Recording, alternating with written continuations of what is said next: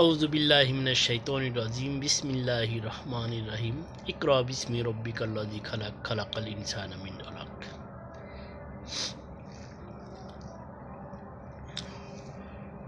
প্রিয় ভাই ও বন্ধুরা, আসসালামু আলাইকুম। আশা করি আপনারা সবাই ভালো আছেন। আমি আমাদের ইসলাম নিয়ে, ইসলামের আইন নিয়ে, বিশেষ করে চুরি ডাকাতি করলে যে হাত কেটে দেওয়া হয়, জিনা করলে সর্বোচ্চ শাস্তি দেওয়া হয়, সেই বিষয়ে কিছু কথা বলব। আসলে আমাদের অনেক সময়ই তর্ক বিতর্ক বেঁধে যায়, এটা এমন হলো কেন, এটা এমন হতে হবে। আসলে হওয়ার একটা পরিবেশ লাগে। যেমন আপনি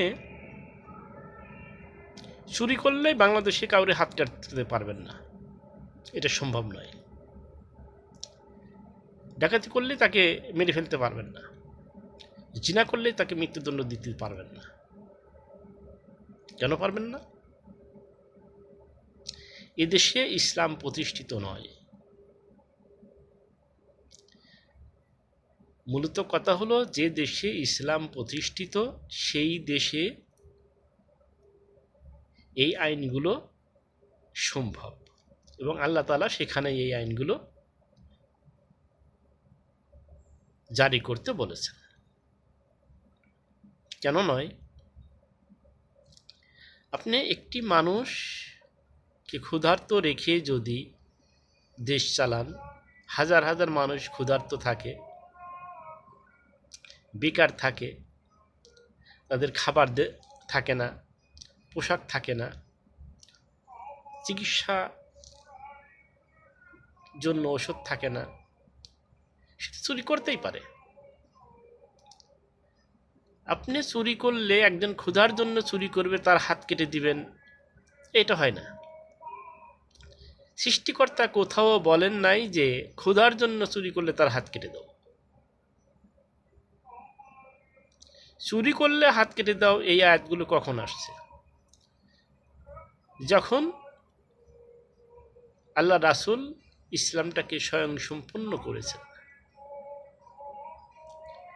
অর্থাৎ কে কোথায় খেয়ে আছে, কে কোথায় না খেয়ে আছে, এর তদারকি করার পরে প্রত্যেকের ঘরে প্রত্যেকের খাবার, প্রত্যেকের ব্যবস্থা, জীবন চলার ব্যবস্থা দেওয়ার পরে যদি কেউ চুরি ডাকাতি করে, তাহলে তাকে হাত কেটে দেওয়া ধর্ম।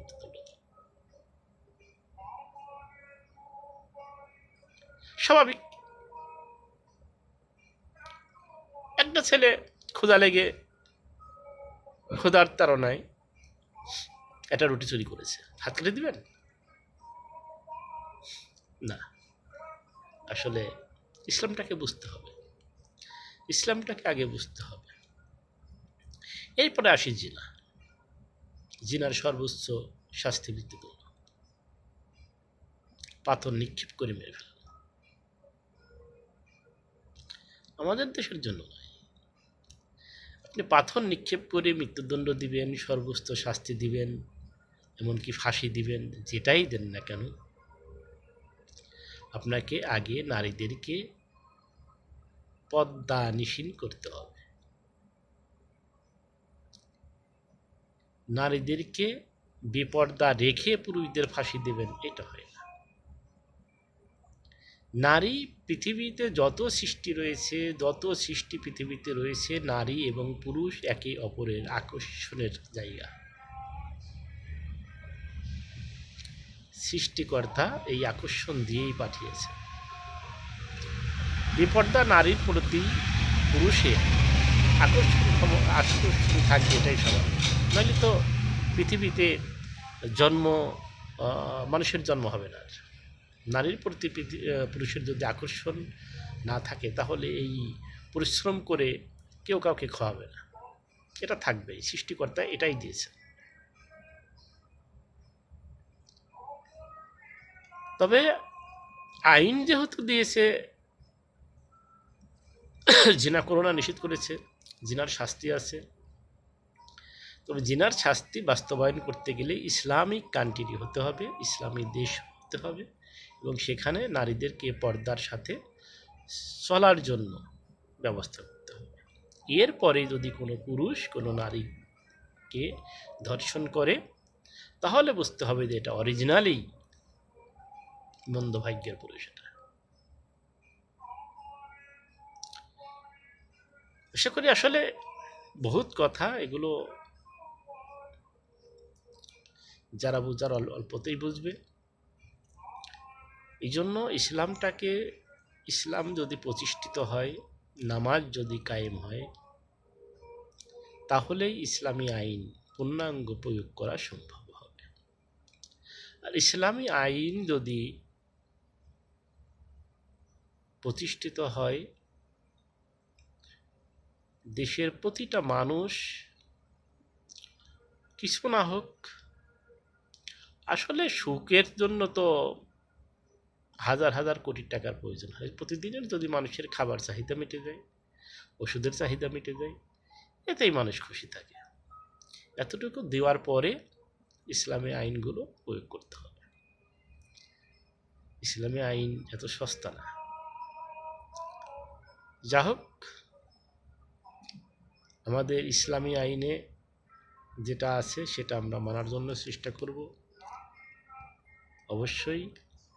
তবে কেউ কাউকে চুরির জন্য হাত কেটে দিব না। দিব যখন প্রতিটা ফ্যামিলিতে খাবার পৌঁছে দেবে সরকার, অর্থাৎ তার ক্ষুধার তাড়নায় সে চুরি করবে না। তখন ক্ষুধার তাড়নায় যখন চুরি করবে না, নিশ্চয়ই এরপরে যখন চুরি করবে সে অর্থর লোভে চুরি করবে, তার হাত কেটে দাও, কোনো অসুবিধা নেই। এই হলো বিষয়। আশা করি বুঝতে পেরেছেন। আপনারা সবাই ভালো থাকবেন, সুস্থ থাকবেন। আল্লাহ হাফিজ।